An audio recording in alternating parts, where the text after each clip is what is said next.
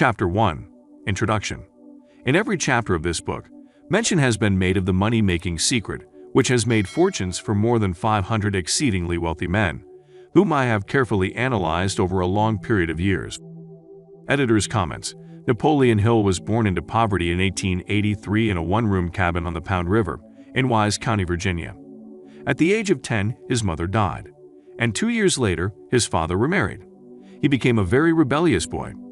But against all odds, he grew up to become one of the most successful writers in history.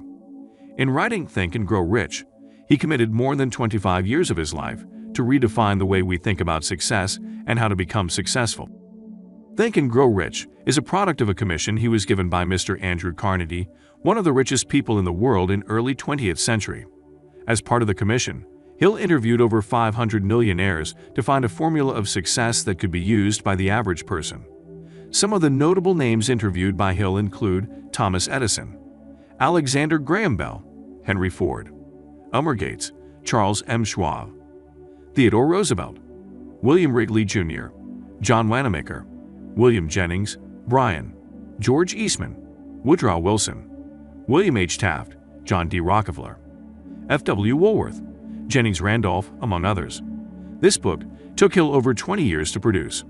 As at the time of writing, the book has sold over 15 million copies and has helped thousands to achieve success. End of editor's comments. The secret was brought to my attention by Andrew Carnegie more than a quarter of a century ago. The canny-lovable old Scotsman carelessly tossed it into my mind when I was but a boy. Then he sat back in his chair with a merry twinkle in his eyes and watched carefully to see if I had brains enough to understand the full significance of what he had said to me. When he saw that I had grasped the idea, he asked if I would be willing to spend 20 years or more preparing myself to take it to the world, to men and women who, without the secret, might go through life as failures. I said I would. And with Mr. Carnegie's cooperation, I have kept my promise.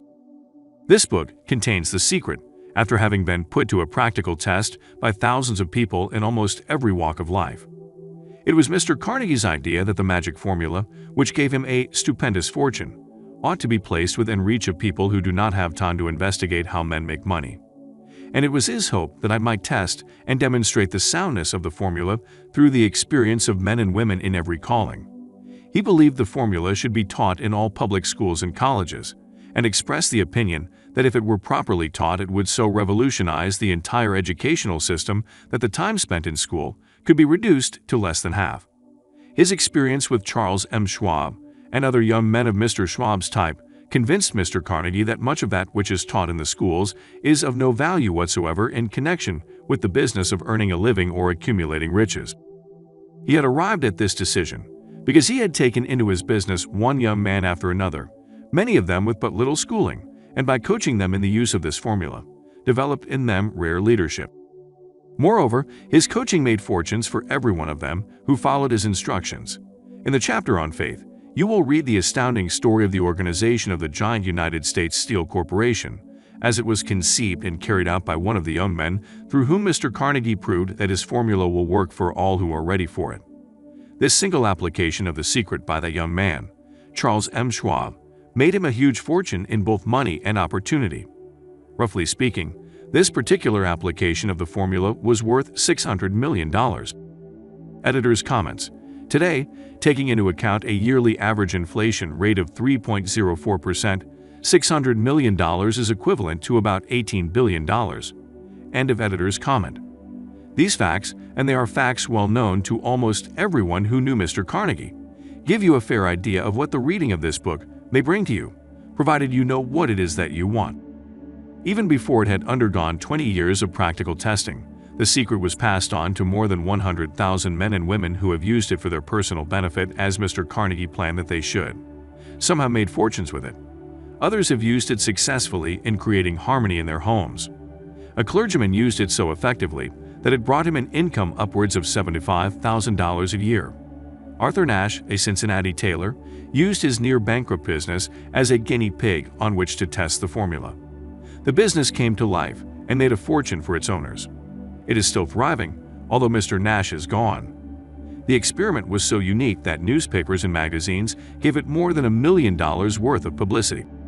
The secret was passed on to Stuart Austin Weir of Dallas, Texas. He was ready for it. He was so ready that he gave up his profession and studied law. Did he succeed? That story is found in a later chapter. I gave the secret to Jennings Randolph the day he graduated from college, and he has used it so successfully that he is now serving his third term as a member of Congress, with an excellent opportunity to keep on using it until it carries him to the White House. While serving as advertising manager of the La Salle Extension University, when it was little more than a name, I had the privilege of seeing J.G. Chaplin, president of the university, use the formula so effectively that he has since made La Salle one of the great extension schools of the country. The secret to which I refer has been mentioned no fewer than 100 times throughout this book.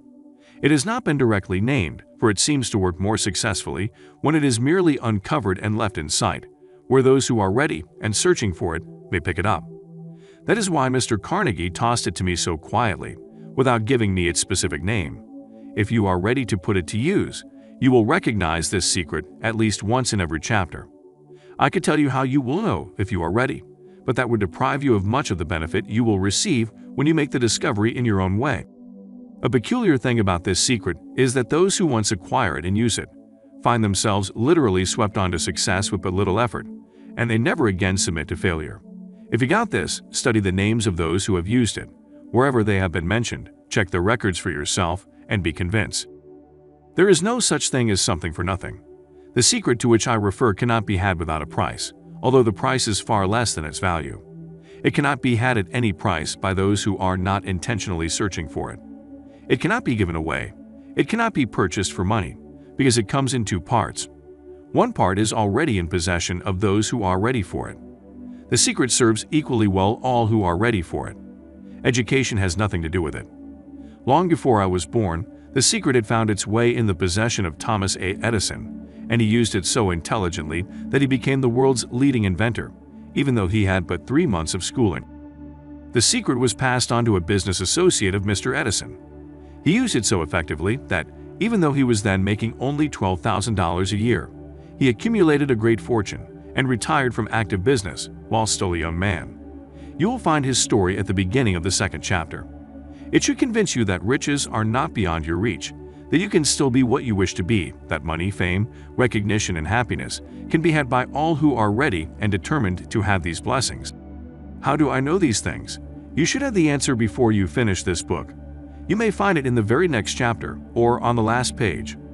While I was performing the 20-year task of research, which I had undertaken at Mr. Carnegie's request, I analyzed hundreds of well-known men, many of whom admitted that they had accumulated their vast fortunes through the aid of the Carnegie secret. Among these men were Henry Ford, William Wrigley Jr., John Wanamaker, James J. Hill, George S. Parker, E. M. Statler, Henry L. Dougherty, Cyrus H. K. Curtis, George Eastman, Theodore Roosevelt, John W. Davis, Albert Hubbard, Wilbur Wright, William Jennings Bryan, Dr. D. M. Tidd Starr Jordan, J. Ogden Armour, Charles M. Schwab, Harris F. Williams, Dr. Frank Gonzalez, Daniel Willard, King Gillette, Ralph A. Weeks, Judge Daniel T. Wright, John D. Rockefeller, Thomas A. Edison, Frank A. Vanderlip, F. W. Woolworth, Colonel Robert A. Dollar, Edward A. Filene, Edwin C. Barnes, Arthur Brisbane, Woodrow Wilson, W. M. Howard Taft, Luther Burbank, Edward W. Bach, Frank A. Munsey, Albert H. Gary, Dr. Alexander Graham Bell, John H. Patterson, Julius Rosemold, Stuart Austin Weir,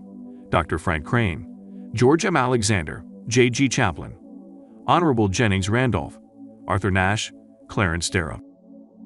These names represent but a small fraction of the hundreds of well-known Americans whose achievements, financially and otherwise, prove that those who understand and apply the Carnegie secret reach high stations in life. I have never known anyone who was inspired to use the secret, who did not achieve noteworthy success in his chosen calling. I have never known any person to distinguish himself or to accumulate riches of any consequence without possession of the secret. Editor's comments: the secret has been used by people of all ages, times, and places. Examples of Africa's richest people that have used the secret include Aliko Dangote from Nigeria, Nassef Sawiris from Egypt, Nicky Oppenheimer from South Africa, Johan Rupert from South Africa, Mike Ade Nuga from Nigeria, Abdul Samad Rabiu from Nigeria, Issad Ribrab from Algeria, Naguib Sawi Rees from Egypt, Patrice Motsepe from South Africa, Koos Becker from South Africa, Mohammed Mansour from Egypt, Mohammed Dewji from Tanzania, Youssef Mansour from Egypt, Charles Arm Pofo from Ghana. End of editor's comment.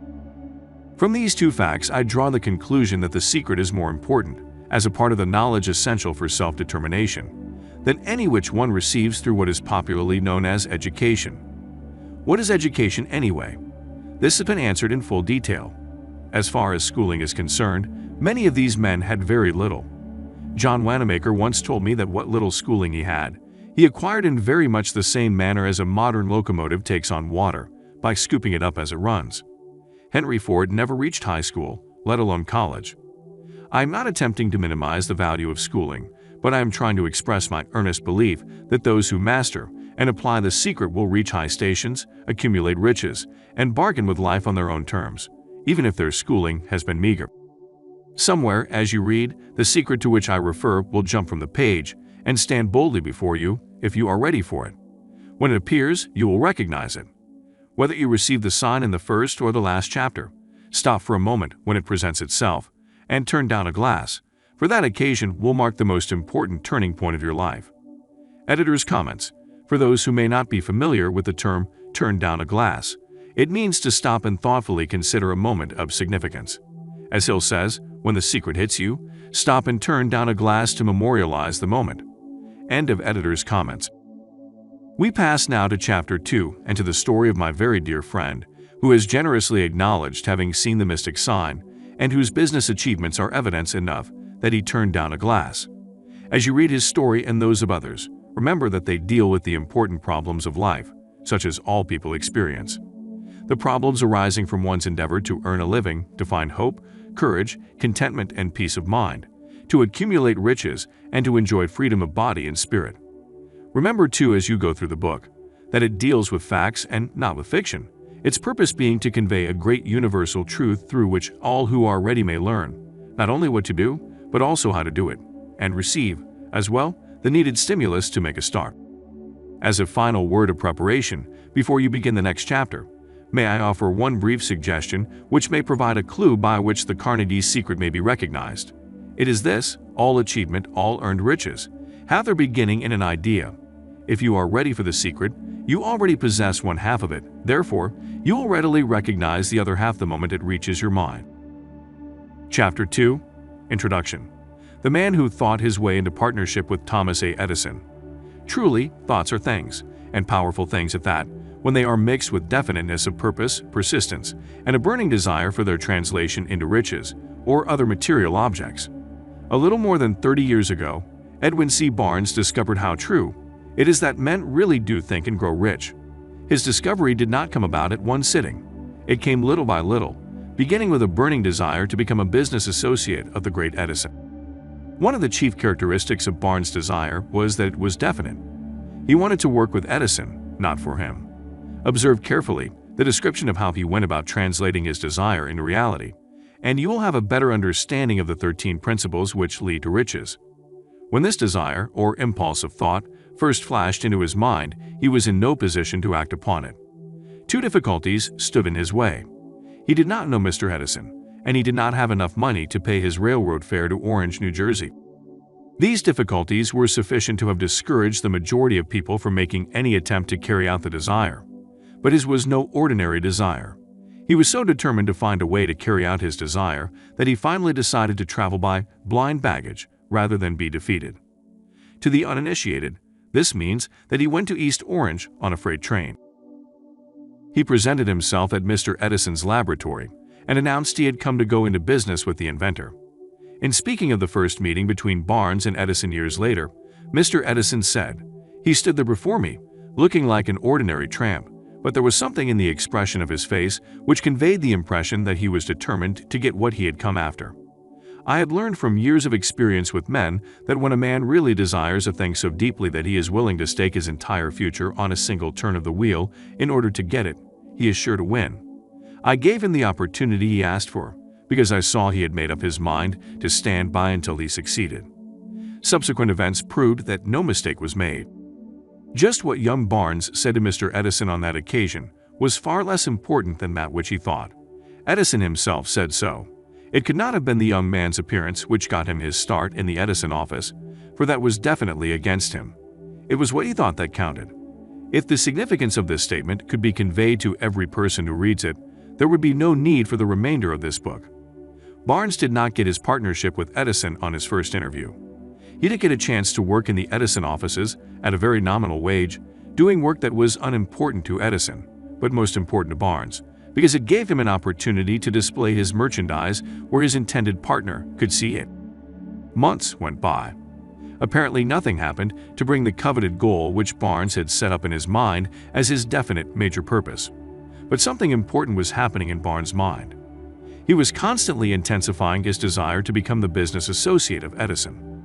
Psychologists have correctly said that when one is truly ready for a thing, it puts in its appearance.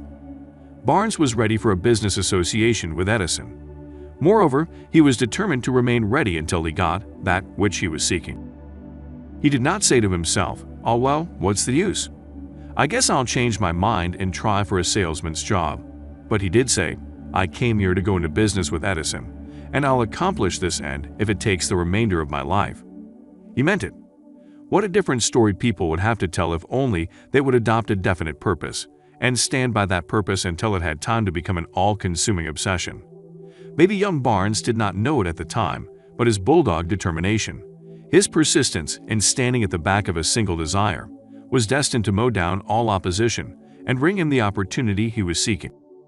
When the opportunity came, it appeared in a different form and from a different direction than Barnes had expected. That is one of the tricks of opportunity. It has a sly habit of slipping in by the back door, and often it comes disguised in the form of misfortune or temporary defeat. Perhaps this is why so many fail to recognize opportunity. Mr. Edison had just perfected a new office device, known at that time as the Edison dictating machine, now the Ediphone. His salesmen were not enthusiastic over the machine. They did not believe it could be sold without great effort. Barnes saw it as opportunity. It had crawled in quietly, hidden in a queer-looking machine, which interested no one but Barnes and the inventor. Barnes knew he could sell the Edison dictating machine. He suggested this to Edison and promptly got his chance. He did sell the machine. In fact, he sold it so successfully that Edison gave him a contract to distribute and market it all over the nation. Out of that business association grew the slogan, made by Edison and installed by Barnes. The business alliance has been in operation for more than 30 years. Out of it, Barnes has made himself rich in money, but he has done something infinitely greater. He has proved that one really may think and grow rich. How much actual cash that original desire of Barnes has been worth to him, I have no way of knowing. Perhaps it has brought him $2 or $3 million, but the amount, whatever it is, becomes insignificant when compared with the greater asset he acquired in the form of definite knowledge, that an intangible impulse of thought can be transmuted into its physical counterpart by the application of known principles. Barnes literally thought himself into a partnership with the great Edison. He thought himself into a fortune. He had nothing to start with, except the capacity to know what he wanted, and the determination to stand by that desire until he realized it. He had no money to begin with. He had but little education. He had no influence. But he did have initiative, faith, and the will to win. With these intangible forces, he made himself #1 man with the greatest inventor who ever lived.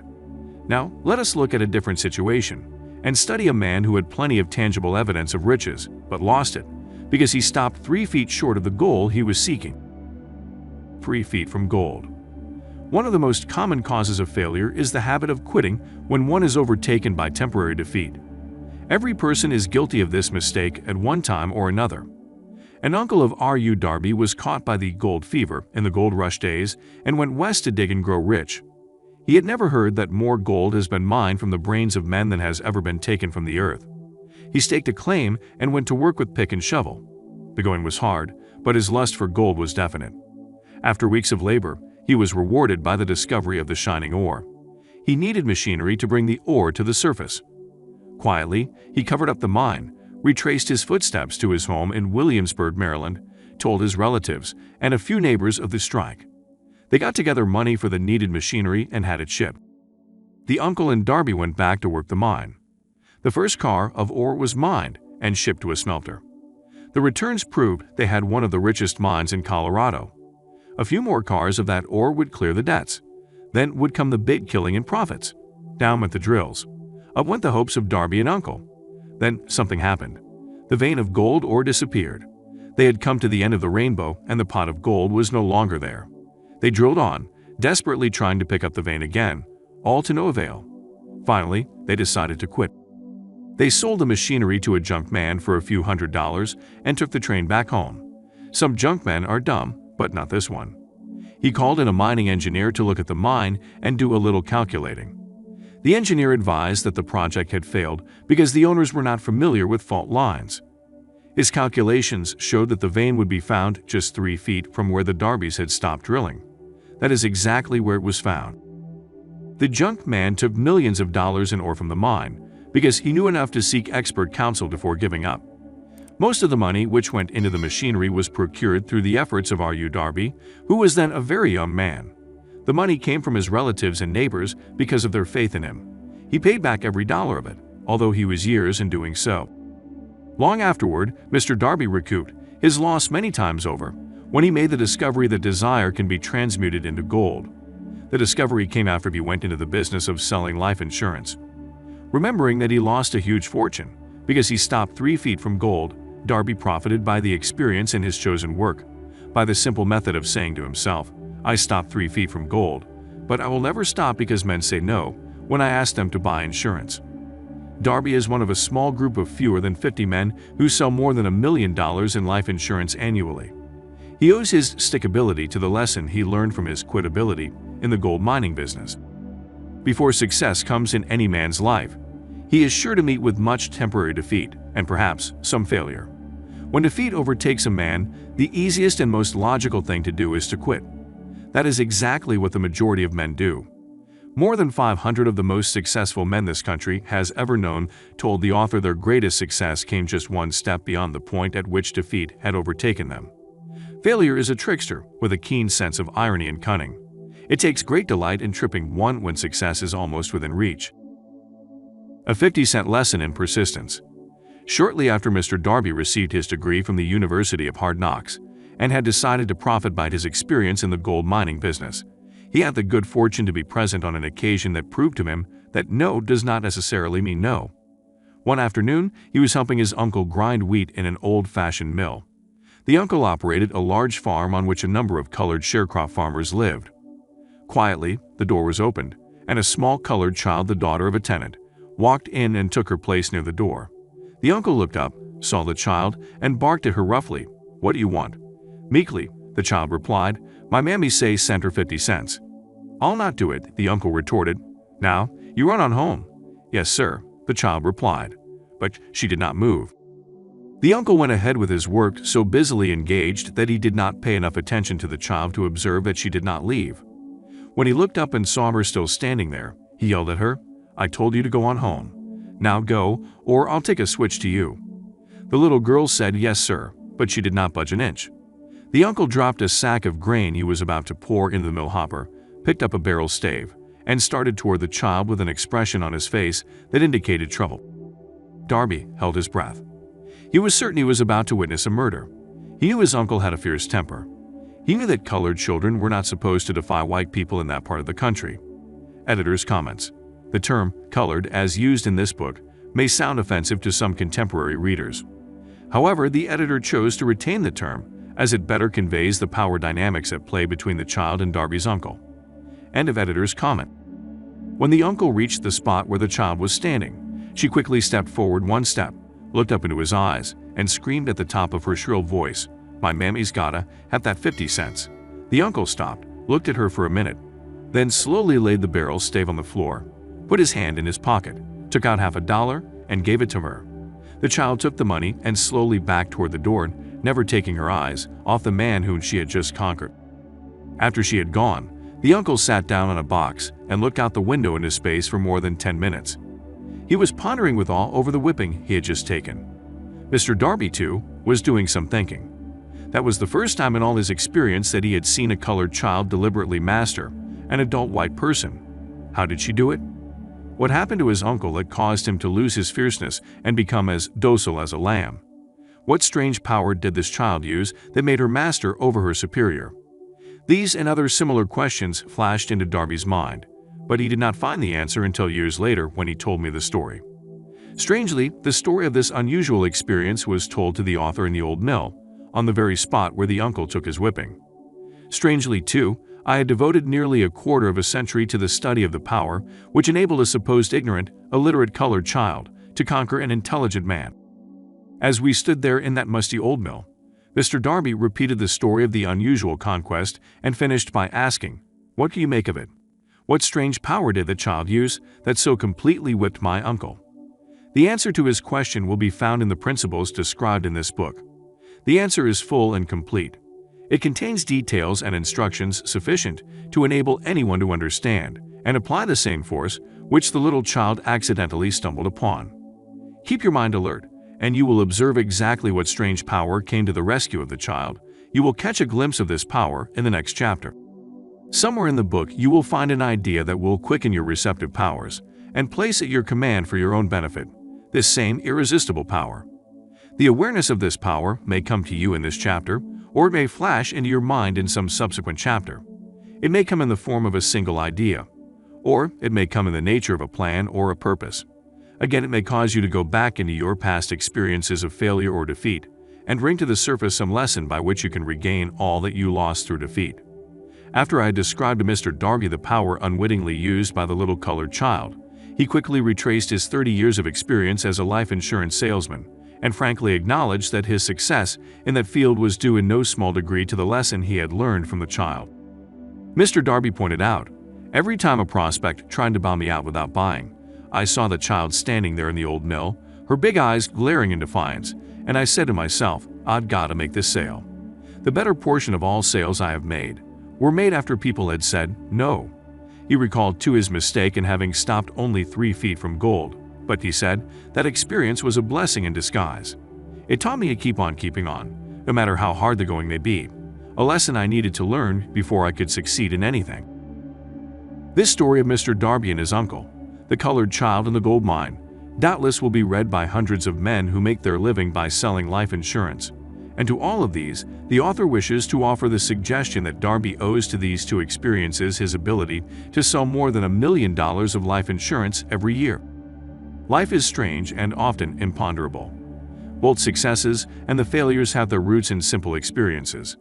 Mr. Darby's experiences were commonplace and simple enough, yet they held the answer to his destiny in life. Therefore, they were as important to him as life itself. He profited by these 2 dramatic experiences because he analyzed them and found the lesson they taught. But what of the person who has neither the time nor the inclination to study failure in search of knowledge that may lead to success? Where and how is he to learn the art of converting defeat into the stepping stones of opportunity? In answer to these questions, this book was written. The answer called for a description of 13 principles. As you read, the answer you seek may be found in your own mind, through some idea, plan, or purpose, which may spring into your mind as you read. One sound idea is all that one needs to achieve success. The principles described in this book contain the best and the most practical of all that is known concerning the ways and means of creating useful ideas. Before we go any further in the description of these principles, we believe you are entitled to receive this important suggestion. When riches begin to come, they come so quickly in such great abundance that one wonders where they have been hiding during all those lean years. This is an astounding statement, and all the more so when we take into consideration the popular belief that riches come only to those who work hard and long. When you begin to think and grow rich, you will observe that riches begin with a state of mind, with definiteness of purpose, and with little or no hard work. You and every other person ought to be interested in knowing how to acquire that state of mind which will attract riches. I spent 25 years in research analyzing more than 25,000 people, because I too wanted to know how wealthy men become that way. Without that research, this book could not have been written. Now take notice of a very significant contextual points. The business depression started in 1929 and continued on to an all-time record of destruction until sometime after President Roosevelt entered office. Then the depression began to fade into nothingness. Just as an electrician in a theater raises the light so gradually that darkness is transmuted into light, so the spell of fear in the minds of the people gradually fade away and become faith. Observe very closely as soon as you master the principles of this philosophy. Begin to follow the instructions for applying those principles, Your financial status will begin to improve, and everything you touch will begin to transmute itself into an asset for your benefit. Impossible? Not at all. One of the main weaknesses of mankind is the average man's familiarity with the word impossible. He knows all the rules which will not work. He knows all the things which cannot be done. This book was written for those who seek the rules which have made others successful and are willing to stake everything on those rules. A great many years ago, I purchased a fine dictionary. The first thing I did with it was to turn to the word impossible and neatly clip it out of the book. That would not be an unwise thing for you to do. Success comes to those who become success conscious. Failure comes to those who indifferently allow themselves to become failure conscious. The object of this book is to help all who seek it, to learn the art of changing their minds from failure consciousness to success consciousness. Another weakness found in altogether too many people is the habit of measuring everything and everyone by their own impressions and beliefs. Some who will read this will believe that no one can think and grow rich. They cannot think in terms of riches because their thought habits have been steeped in poverty, want, misery, failure, and defeat. These unfortunate people remind me of a prominent Chinese who came to America to be educated in American ways. He attended the University of Chicago. One day, President Harper met this young man on the campus, stopped to chat with him for a few minutes, and asked what had impressed him as being the most noticeable characteristic of the American people. "Why," the Chinaman exclaimed, "the queer slant of your eyes. Your eyes are off slant." What do we say about the Chinese? We refuse to believe that which we do not understand. We foolishly believe that our own limitations are the proper measure of limitations. Sure, the other fellow's eyes are off slant, because they are not the same as our own.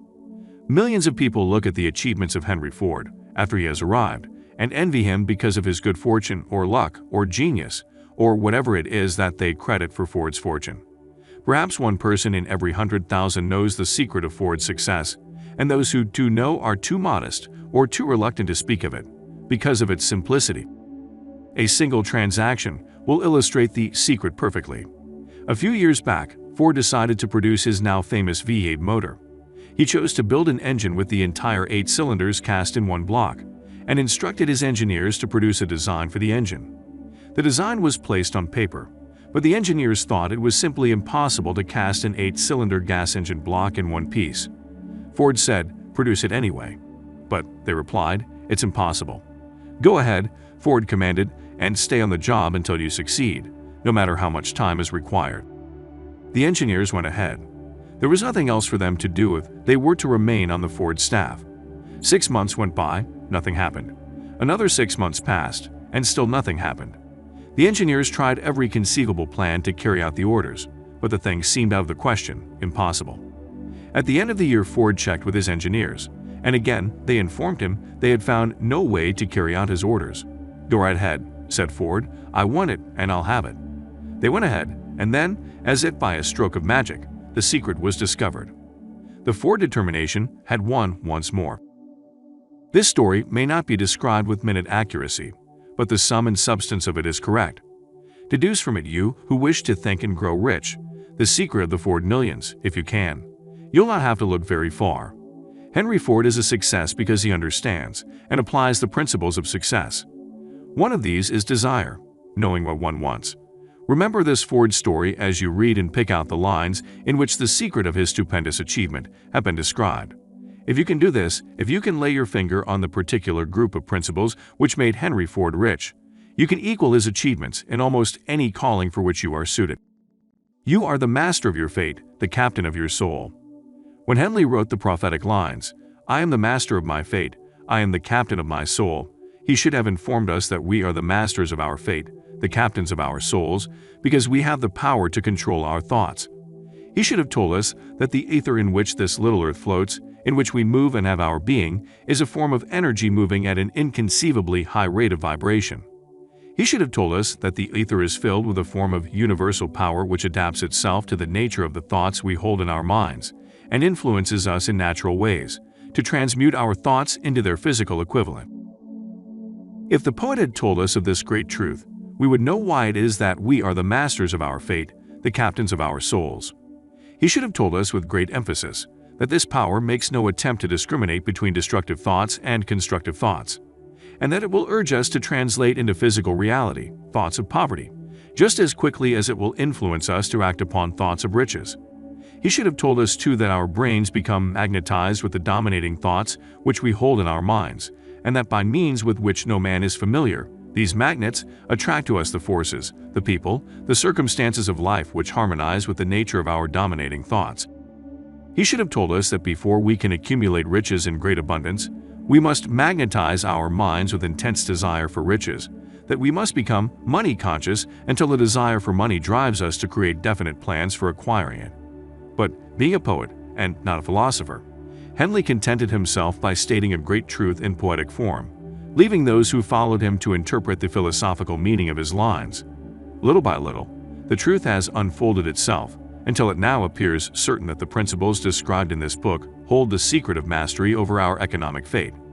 We are now ready to examine the first of these principles.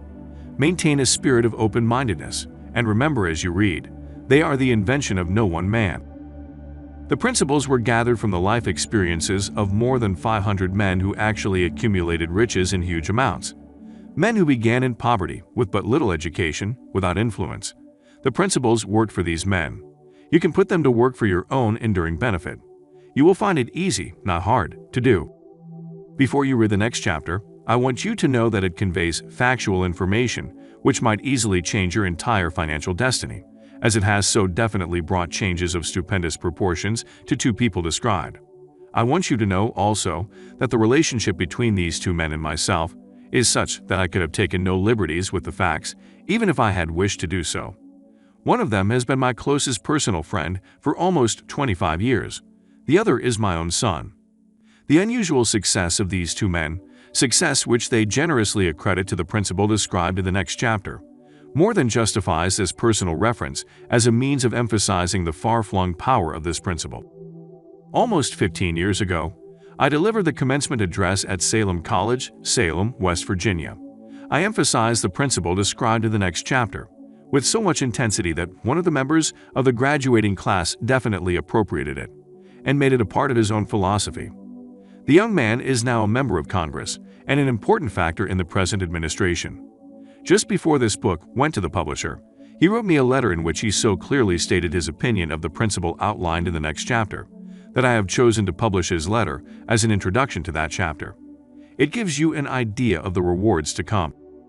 My dear Napoleon, my service as a member of Congress having given me an insight into the problems of men and women, I am writing to offer a suggestion which may become helpful to thousands of worthy people.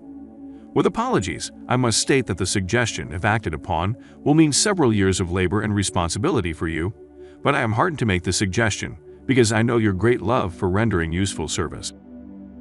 In 1922, you delivered the commencement address at Salem College when I was a member of the graduating class.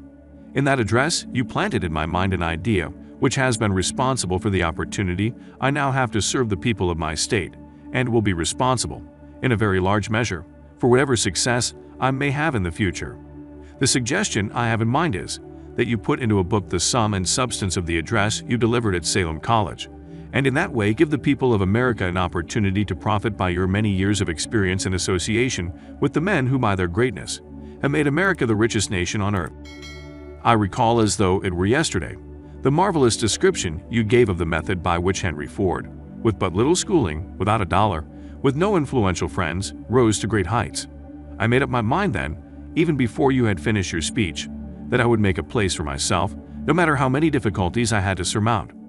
Thousands of young people will finish their schooling this year, and within the next few years. Every one of them will be seeking just such a message of practical encouragement as the one I received from you. They will want to know where to turn, what to do to get started in life. You can tell them because you have helped to solve the problems of so many people.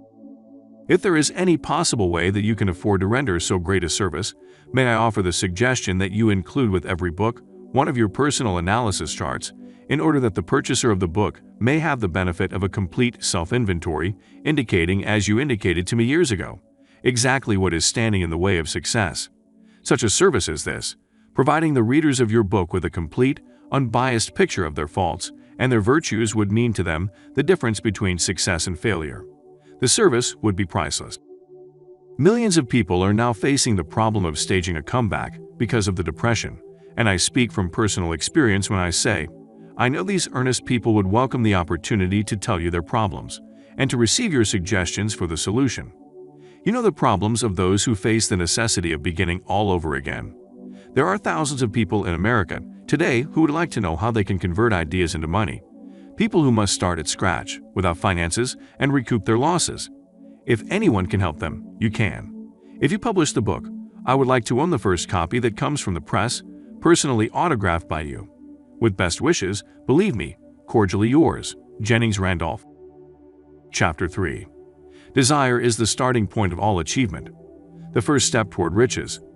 When Edwin C. Barnes climbed down from the freight train in Orange, New Jersey more than 30 years ago, he may have resembled a tramp, but his thoughts were those of a king. As he made his way from the railroad tracks to Thomas A. Edison's office, his mind was at work. He saw himself standing in Edison's presence. He heard himself asking Mr. Edison for an opportunity to carry out the one consuming obsession of his life, a burning desire to become the business associate of the great inventor. Barnes' desire was not a hope. It was not a wish. It was a keen, pulsating desire, which transcended everything else.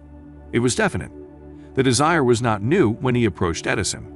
It had been Barnes' dominating desire for a long time. In the beginning, when the desire first appeared in his mind, it may have been probably only a wish, but it was no mere wish when he appeared before Edison with it. A few years later, Edwin C. Barnes again stood before Edison, in the same office where he first met the inventor. This time his desire had been translated into reality. He was in business with Edison. The dominating dream of his life had become a reality. Today, people who know Barnes envy him because of the break life yielded him. They see him in the days of his triumph, without taking the trouble to investigate the cause of his success. Barnes succeeded because he chose a definite goal and placed all his energy, all his willpower, all his effort at the back of that goal.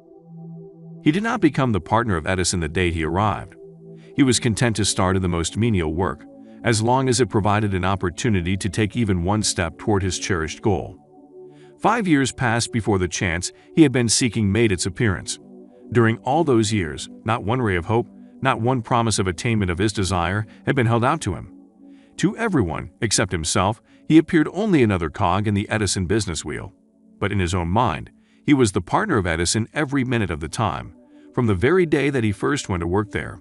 It is a remarkable illustration of the power of a definite desire. Barnes won his goal because he wanted to be a business associate of Mr. Edison, more than he wanted anything else. He created a plan by which to attain that purpose, but he burned all bridges behind him. He stood by his desire until it became the dominating obsession of his life, and finally, a fact. When he went to Orange, he did not say to himself, I will try to induce Edison to give me a job of some sort. He said, I will see Edison, and put him on notice that I have come to go into business with him. He did not say, I will work there for a few months, and if I get no encouragement, I will quit and get a job somewhere else. He did say, I will start anywhere. I will do anything Edison tells me to do. But before I am through, I will be his associate. He did not say, I will keep my eyes open for another opportunity in case I fail to get what I want in the Edison organization. He said, there is but one thing in this world that I am determined to have, and that is a business association with Thomas A. Edison. I will burn all bridges behind me and stake my entire future on my ability to get what I want. Editor's comments. To the contemporary reader, the notion of burning all bridges suggests a cutthroat, shady business mentality that has come to be seen as a problem of capitalism and a decadent world. It is important to note that is not what Napoleon Hill is suggesting here. Rather, he is suggesting, as the next passage will show, a need to give one's everything to a cause that one believes in. End of editor's comment. He left himself no possible way of retreat. He had to win or perish. That is all there is to the Barnes story of success. A long while ago, a great warrior faced a situation which made it necessary for him to make a decision which ensured his success on the battlefield. He was about to send his armies against a powerful foe whose men outnumbered his own. He loaded his soldiers into boats, sailed to the enemy's country, unloaded soldiers and equipment, then gave the order to burn the ships that had carried them. Addressing his men before the first battle, he said, "You see the boats going up in smoke. That means that we cannot leave these shores alive unless we win.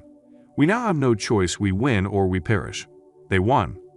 Every person who wins in any undertaking must be willing to burn his ships and cut all sources of retreat. Only by so doing can one be sure of maintaining that state of mind known as a burning desire to win that is essential to success. The morning after the Great Chicago Fire, a group of merchants stood on State Street, looking at the smoking remains of what had been their stores. They went into a conference to decide if they would try to rebuild or leave Chicago and start over in a more promising section of the country. They reached a decision. All except one to leave Chicago. The merchant who decided to stay and rebuild pointed a finger at the remains of his store and said, "Gentlemen, on that very spot, I will build the world's greatest store, no matter how many times it may burn down." That was more than 50 years ago. The store was built. It stands there today, a towering monument to the power of that state of mind, known as a burning desire. The easy thing for Marshall Field to have done would have been exactly what his fellow merchants did. When the going was hard and the future looked dismal, they pulled up and went where the going seemed easier. Notice this difference between Marshall Field and the other merchants, because it is the same difference which distinguishes Edwin C. Barnes from thousands of other young men who have worked in the Edison organization. It is the same difference which distinguishes practically all who succeed from those who fail. Every human being who reaches the age of understanding of the purpose of money wishes for it. Wishing will not bring riches, but desiring riches with a state of mind that becomes an obsession, then planning definite ways and means to acquire riches and backing those plans with persistence, which does not recognize failure, will bring riches. The method by which desire for riches can be transmuted into its financial equivalent consists of 6 definite, practical steps. First, fix in your mind the exact amount of money you desire. It is not sufficient merely to say, "I want plenty of money." Be definite as to the amount. There is a psychological reason for definiteness which will be described in a subsequent chapter. Second, determine exactly what you intend to give in return for the money you desire. There is no such reality as something for nothing. Third, establish a definite date when you intend to possess the money you desire. Fourth, create a definite plan for carrying out your desire and begin at once, whether you are ready or not, to put this plan into action. Fifth, write out a clear, concise statement of the amount of money you intend to acquire, name the time limit for its acquisition, state what you intend to give in return for the money, and describe clearly the plan through which you intend to accumulate it. Sixth, read your written statement aloud twice daily, once just before retiring at night, and once after arising in the morning. As you read, see and feel and believe yourself already in possession of the money. It is important that you follow the instructions described in these 6 steps. It is especially important that you observe and follow the instructions in the 6th paragraph. You may complain that it is impossible for you to see yourself in possession of money before you actually have it. Here is where a burning desire will come to your aid. If you truly desire money so keenly that your desire is an obsession, you will have no difficulty in convincing yourself that you will acquire it. The object is to want money, and to become so determined to have it that you convince yourself you will have it. Only those who become money conscious ever accumulate great riches. Money consciousness means that the mind has become so thoroughly saturated with the desire for money that one can see oneself already in possession of it. To the uninitiated, who has not been schooled in the working principles of the human mind, these instructions may appear impractical. It may be helpful to all who fail to recognize the soundness of the 6 steps, to know that the information they convey was received from Andrew Carnegie. Andrew Carnegie began as an ordinary laborer in the steel mills but managed, despite his humble beginning, to make these principles yield him a fortune of considerably more than $100 million. It may be of further help to know that the 6 steps here recommended were carefully scrutinized by the late Thomas A. Edison, who placed his stamp of approval upon them as being not only the steps essential for the accumulation of money, but necessary for the attainment of any definite goal. The steps call for no hard labor. They call for no sacrifice. They do not require one to become ridiculous or credulous. To apply them calls for no great amount of education. But the successful application of these 6 steps does call for sufficient imagination to enable one to see and to understand that accumulation of money cannot be left to chance, good fortune, and luck.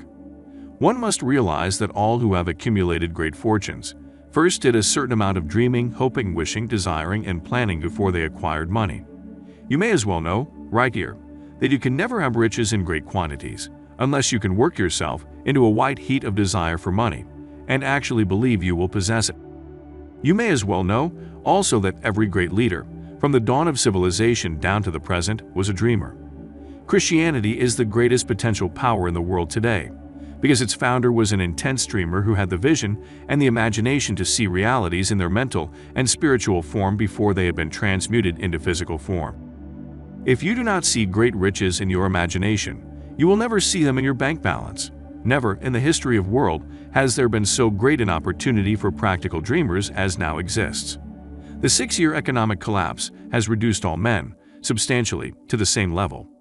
A new race is about to be run. The stakes represent huge fortunes, which will be accumulated within the next 10 years. The rules of the race have changed, because we now live in a changed world that definitely favors the masses, those who had but little or no opportunity to win under the conditions existing during the Depression, when fear paralyzed growth and development. Editor's comments.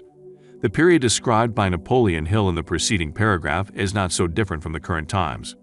At the moment, countries, especially developing countries, are facing dire economic outlooks. The coronavirus has caused significant damage to the personal confidence of many. People are simply afraid and uncertain of the future. Yet, this is also the moment of great opportunities. The pandemic has exposed the world and unearthed needs we did not know existed.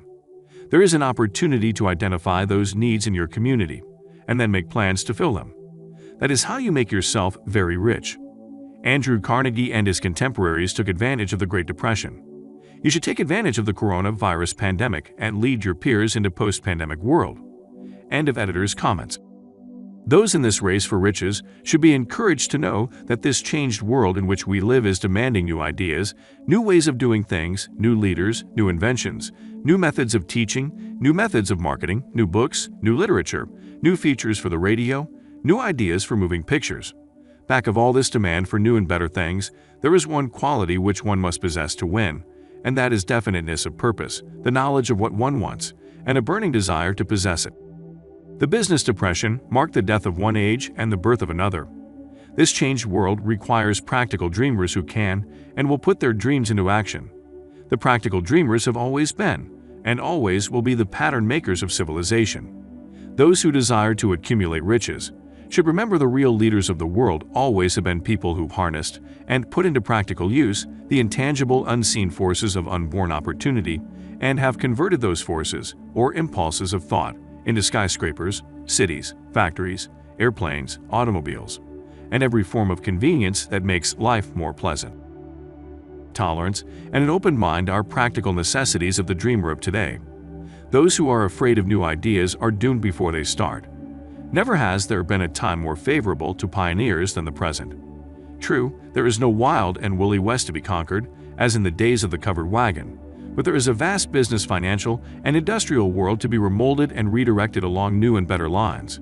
In planning to acquire your share of the riches, let no one influence you to scorn the dreamer.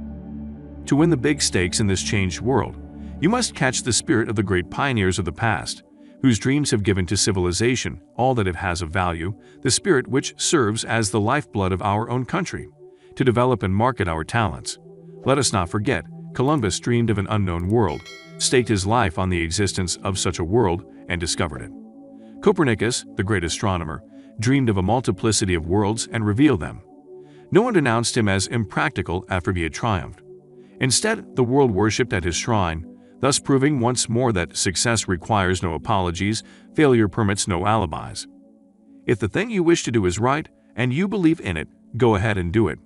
Put your dream across, and never mind what they say if you meet with temporary defeat, for they perhaps do not know that every failure brings with it the seed of an equivalent success.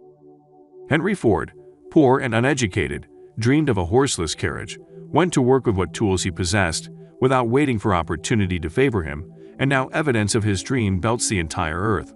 He has put more wheels into operation than any man who ever lived, because he was not afraid to back his dreams. Thomas Edison dreamed of a lamp that could be operated by electricity, began where he stood to put his dream into action, and despite more than 10,000 failures, he stood by that dream until he made it a physical reality. Practical dreamers do not quit. Whelan dreamed of a chain of cigar stores, transformed his dream into action, and now the United Cigar Stores occupy the best corners in America. Lincoln dreamed of freedom for the black slaves, put his dream into action, and barely missed living to see a united North and South translate his dream into reality. The Wright brothers dreamed of a machine that would fly through the air. Now, one may see evidence all over the world that they dreamed soundly. Marconi dreamed of a system for harnessing the intangible forces of the ether. Evidence that he did not dream in vain may be found in every wireless and radio in the world. Moreover, Marconi's dream brought the humblest cabin and the most stately manor house side by side. It made the people of every nation on earth backdoor neighbors. It gave the President of the United States a medium by which he may talk to all the people of America at one time and on short notice. It may interest you to know that Marconi's friends had him taken into custody and examined in a psychiatric hospital when he announced he had discovered a principle through which he could send messages through the air without the aid of wires or other direct physical means of communication. The dreamers of today fare better. The world has become accustomed to new discoveries. Nay, it has shown a willingness to reward the dreamer who gives the world a new idea. The greatest achievement was at first, and for a time, but a dream. The oak sleeps in the acorn. The bird waits in the egg, and in the highest vision of the soul, a waking angel stirs. Dreams are the seedlings of reality. Awake, arise, and assert yourself, you dreamers of the world. Your star is now in the ascendancy. The coronavirus pandemic brought the opportunity you have been waiting for. It taught people humility, tolerance, and open-mindedness. The world is filled with an abundance of opportunity which the dreamers of the past never knew. A burning desire to be and to do is the starting point from which the dreamer must take off. Dreams are not born of indifference, laziness, or lack of ambition. The world no longer scoffs at the dreamer, nor calls him impractical. If you think it does, take a trip to Tennessee and witness what a dreamer president has done in the way of harnessing and using the great water power of America. A score of years ago, such a dream would have seemed like madness. You have been disappointed you have undergone defeat during the Depression. You have felt the great heart within you crushed until it bled. Take courage, for these experiences have tempered the spiritual metal of which you are made. They are assets of incomparable value. Remember, too, that all who succeed in life get off to a bad start and pass through many heartbreaking struggles before they arrive. The turning point in the lives of those who succeed usually comes at the moment of some crisis, through which they are introduced to their other selves. John Bunyan wrote The Pilgrim's Progress, which is among the finest of all English literature, after he had been confined in prison and sorely punished because of his views on the subject of religion. O. Henry discovered the genius which slept within his brain after he had met with great misfortune and was confined in a prison cell in Columbus, Ohio. Being forced through misfortune to become acquainted with his other self and to use his imagination, he discovered himself to be a great author instead of a miserable criminal and outcast. Strange and varied are the ways of life, and stranger still are the ways of infinite intelligence, through which men are sometimes forced to undergo all sorts of punishment before discovering their own brains and their own capacity to create useful ideas through imagination. Edison, the world's greatest inventor and scientist, was a tramp telegraph operator. He failed innumerable times before he was finally driven to the discovery of the genius which slept within his brain. Charles Dickens began by pasting labels on blacking pots. The tragedy of his first love penetrated the depths of his soul and converted him into one of the world's truly great authors. That tragedy produced first David Copperfield, then a succession of other works that made this a richer and better world for all who read his books. Disappointment over love affairs generally has the effect of driving men to drink and women to ruin, and this because most people never learn the art of transmuting their strongest emotions into dreams of a constructive nature. Helen Keller became deaf, dumb, and blind shortly after birth. Despite her greatest misfortune, she has written her name indelibly in the pages of the history of the great. Her entire life has served as evidence that no one ever is defeated until defeat has been accepted as a reality. Robert Burns was an illiterate country lad. He was cursed by poverty and grew up to be a drunkard in the bargain. The world was made better for his having lived, because he clothed beautiful thoughts in poetry, and thereby plucked a thorn and planted a rose in its place. Booker T. Washington was born in slavery, handicapped by race and color. Because he was tolerant, had an open mind at all times on all subjects, and was a dreamer, he left his impression for good on an entire race. Beethoven was deaf, Milton was blind, but their names will last as long as time endures, because they dreamed and translated their dreams into organized thought. Before passing to the next chapter, kindle anew in your mind the fire of hope, faith, courage, and tolerance. If you have these states of mind and a working knowledge of the principles described, all else that you need will come to you when you are ready for it. Let Emerson state the thought in these words: every proverb, every book, every byword that belongs to thee for aid and comfort shall surely come home through open or winding passages. Every friend, who not thy fantastic will, but the great and tender soul in thee craveth, shall lock thee in his embrace. There is a difference between wishing for a thing and being ready to receive it. No one is ready for a thing until he believes he can acquire it. The state of mind must be belief, not mere hope or wish. Open-mindedness is essential for belief. Closed minds do not inspire faith, courage, and belief. Remember, no more effort is required to aim high in life, to demand abundance and prosperity, than is required to accept misery and poverty. A great poet has correctly stated this universal truth through these lines: I'd bargain with life for a penny, and life would pay no more. However, I begged at evening when I counted my scanty store. For life is a just employer, he gives you what you ask. But once you have set the wages, why, you must bear the task. I worked for a menial's hire, only to learn dismayed that any wage I had asked of life, life would have willingly paid. Desire outwits Mother Nature. As a fitting climax to this chapter, I wish to introduce one of the most unusual persons I have ever known. I first saw him 24 years ago, a few minutes after he was born. He came into the world without any physical sign of ears, and the doctor admitted, when pressed for an opinion, that the child might be deaf and mute for life. I challenged the doctor's opinion. I had the right to do so. I was the child's father.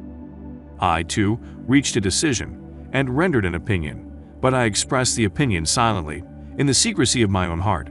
I decided that my son would hear and speak.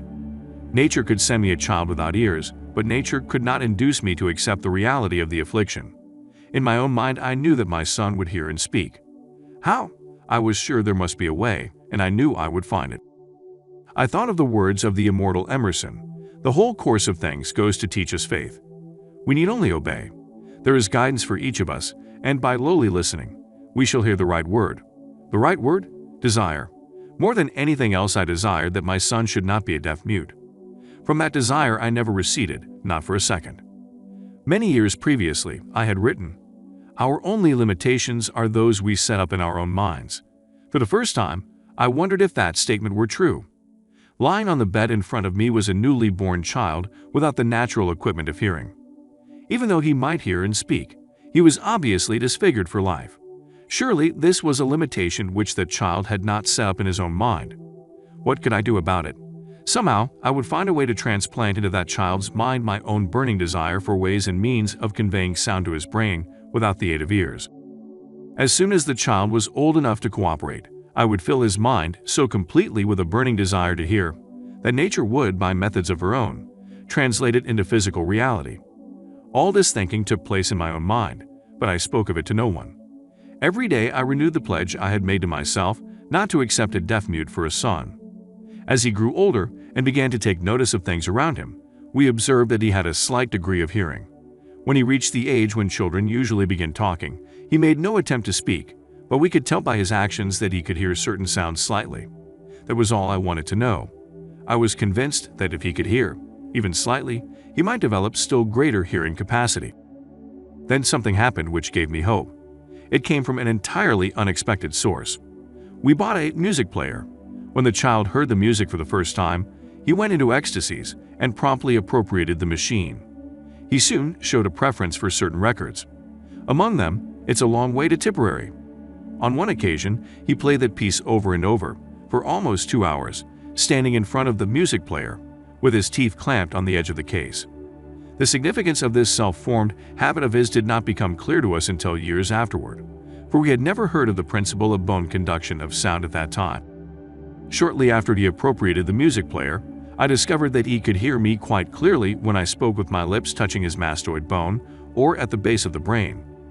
These discoveries placed in my possession the necessary media by which I began to translate into reality my burning desire to help my son develop hearing and speech. By that time, he was making stabs at speaking certain words. The outlook was far from encouraging, but desire backed by faith knows no such word as impossible. Having determined that he could hear the sound of my voice, plainly I began immediately to transfer to his mind the desire to hear and speak. I soon discovered that the child enjoyed bedtime stories, so I went to work, creating stories designed to develop in him self-reliance, imagination, and a keen desire to hear and to be normal. There was one story in particular, which I emphasized by giving it some new and dramatic coloring each time it was told. It was designed to plant in his mind the thought that his affliction was not a liability, but an asset of great value. Despite the fact that all the philosophy I had examined clearly indicated that every adversity brings with it the seed of an equivalent advantage, I must confess that I had not the slightest idea how this affliction could ever become an asset. However, I continued my practice of wrapping the philosophy in bedtime stories, hoping the time would come when he would find some plan by which his handicap could be made to serve some useful purpose. Reason told me plainly that there was no adequate compensation for the lack of ears and natural hearing equipment. Desire backed by faith pushed reason aside and inspired me to carry on. As I analyze the experience in retrospect, I can see now that my son's faith in me had much to do with the astounding results. He did not question anything I told him. I sold him the idea that he had a distinct advantage over his older brother, and that this advantage would reflect itself in many ways. For example, the teachers in school would observe that he had no ears, and because of this, they would show him special attention and treat him with extraordinary kindness. They always did. His mother saw to that by visiting the teachers and arranging with them to give the child the extra attention necessary. I sold him the idea, too, that when he became old enough to sell newspapers, he would have a big advantage over his brother, for the reason that people would pay him extra money for his wares, because they could see that he was a bright, industrious boy, despite the fact he had no ears. We could notice that gradually the child's hearing was improving. Moreover, he had not the slightest tendency to be self-conscious because of his affliction. When he was about 7, he showed the first evidence that our method of servicing his mind was bearing fruit. For several months, he begged for the privilege of selling newspapers, but his mother would not give her consent. She was afraid that his deafness made it unsafe for him to go on the street alone. Finally, he took matters in his own hands. One afternoon, when he was left at home with the servants, he climbed through the kitchen window, shinnied to the ground, and set out on his own. He borrowed 6 cents in capital from the neighborhood shoemaker, invested it in papers, sold out, reinvested, and kept repeating until late in the evening.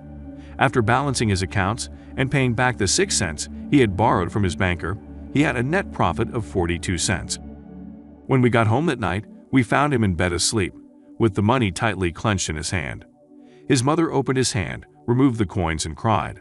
Of all things, crying over her son's first victory seemed so inappropriate. My reaction was the reverse. I laughed heartily, for I knew that my endeavor to plant in the child's mind an attitude of faith in himself had been successful. His mother saw, in his first business venture, a little deaf boy who had gone out in the streets and risked his life to earn money. I saw a brave, ambitious, self-reliant little businessman whose stock in himself had been increased 100%, because he had gone into business on his own initiative and had won. The transaction pleased me, because I knew that he had given evidence of a trait of resourcefulness that would go with him all through life. Later events proved this to be true. When his older brother wanted something, he would lie down on the floor, kick his feet in the air, cry for it, and get it. When the little deaf boy wanted something, he would plan a way to earn the money, then buy it for himself. He still follows that plan. Truly, my own son has taught me that handicaps can be converted into stepping stones on which one may climb toward some worthy goal, unless they are accepted as obstacles and used as alibis. The little deaf boy went through the grades, high school, and college without being able to hear his teachers, excepting when they shouted loudly at close range. He did not go to a school for the deaf. We would not permit him to learn the sign language. We were determined that he should live a normal life and associate with normal children, and we stood by that decision, although it cost us many heated debates with school officials. While he was in high school, he tried an electrical hearing aid, but it was of no value to him, due, we believed, to a condition that was disclosed when the child was 6 by Dr. J. Gordon Wilson of Chicago when he operated on one side of the boy's head and discovered that there was no sign of natural hearing equipment. During his last week in college, 18 years after the operation, something happened which marked the most important turning point of his life. Through what seemed to be mere chance, he came into possession of another electrical hearing device, which was sent to him on trial. He was slow about testing it, due to his disappointment with a similar device. Finally, he picked the instrument up and more or less carelessly placed it on his head, hooked up the battery, and lo! As if by a stroke of magic, his lifelong desire for normal hearing became a reality. For the first time in his life, he heard practically as well as any person with normal hearing. God moves in mysterious ways, his wonders to perform. Overjoyed because of the changed world which had been brought to him through his hearing device, he rushed to the telephone, called his mother, and heard her voice perfectly. The next day, he plainly heard the voices of his professors in class for the first time in his life. Previously, he could hear them only when they shouted at short range. He heard the radio. He heard the television. For the first time in his life, he could converse freely with other people, without the necessity of their having to speak loudly. Truly, he had come into possession of a changed world. We had refused to accept nature's error, and by persistent desire, we had induced nature to correct that error through the only practical means available. Desire had commenced to pay dividends, but the victory was not yet complete. The boy still had to find a definite and practical way to convert his handicap into an equivalent asset. Hardly realizing the significance of what had already been accomplished, but intoxicated with the joy of his newly discovered world of sound, he wrote a letter to the manufacturer of the hearing aid, enthusiastically describing his experience.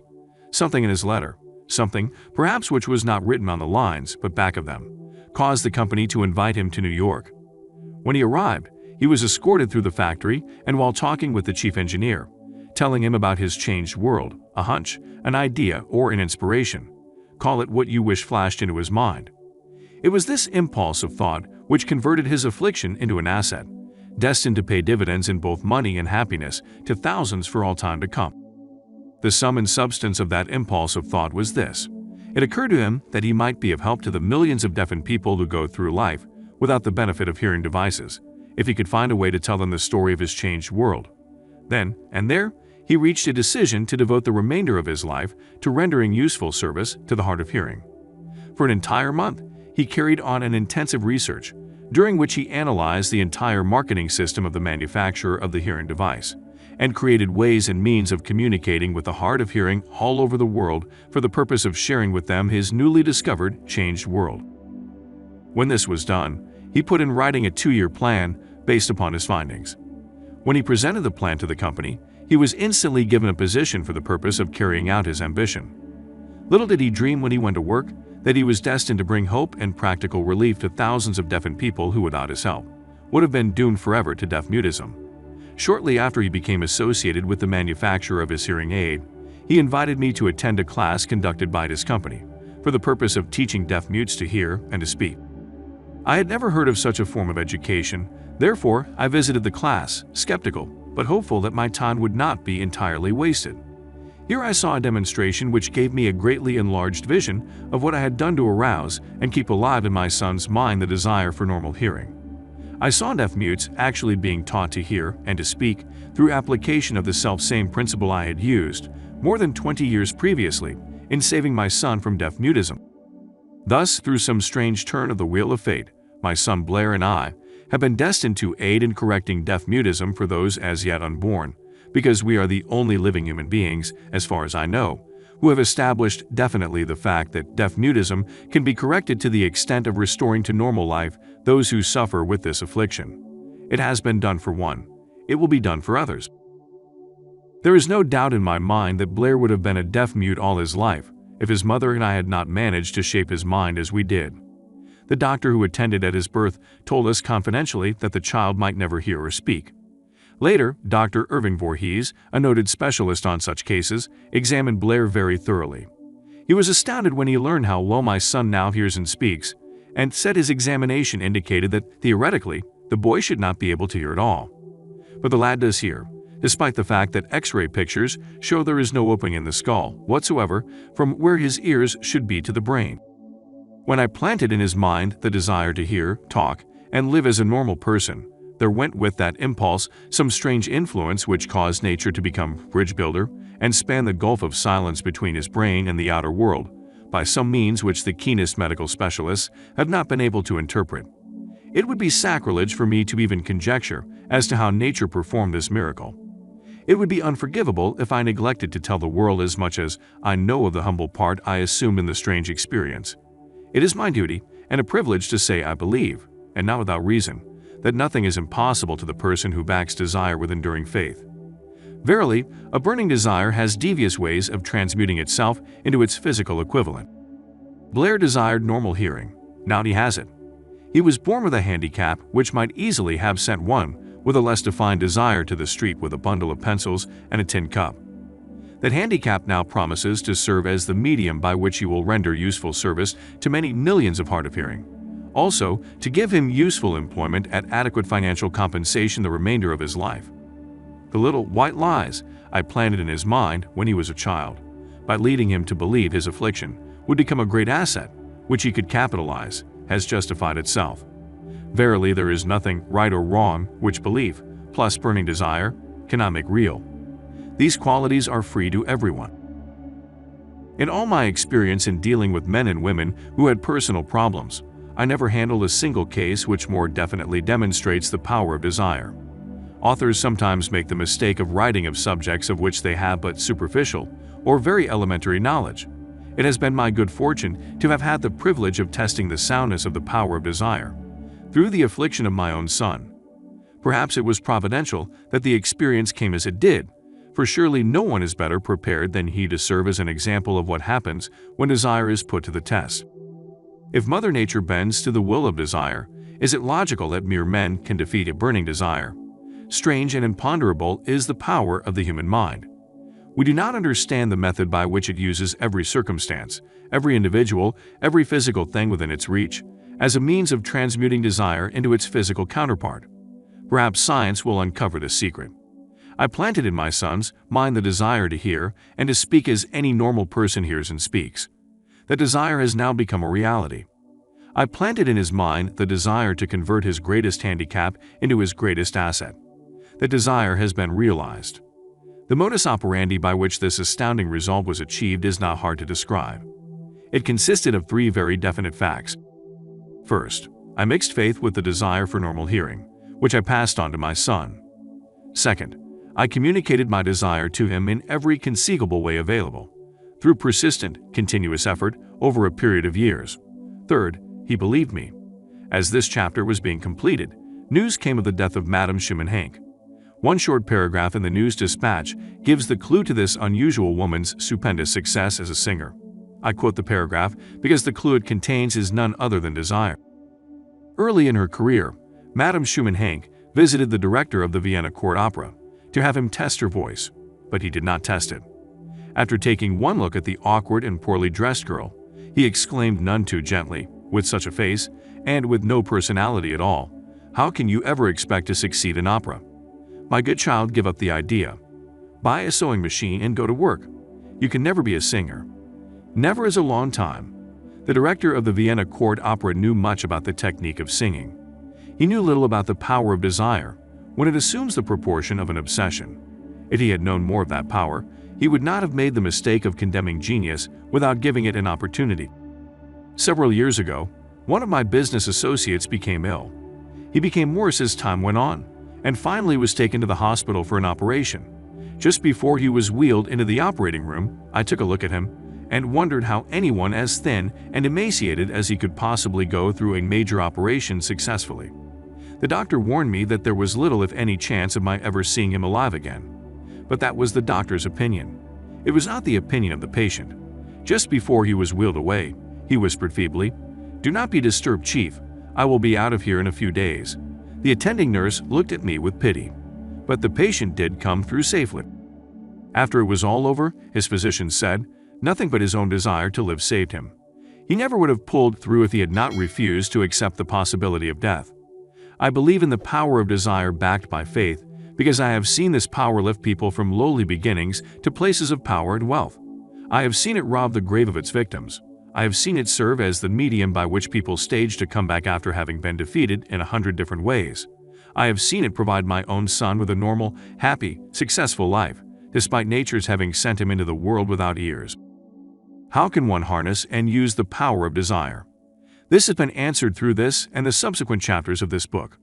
This message is going out to the world at the end of the longest and perhaps the most devastating health and economic disruption the world has ever known. It is reasonable to presume that the message may come to the attention of many who have been wounded by the coronavirus pandemic and the dire state of the world.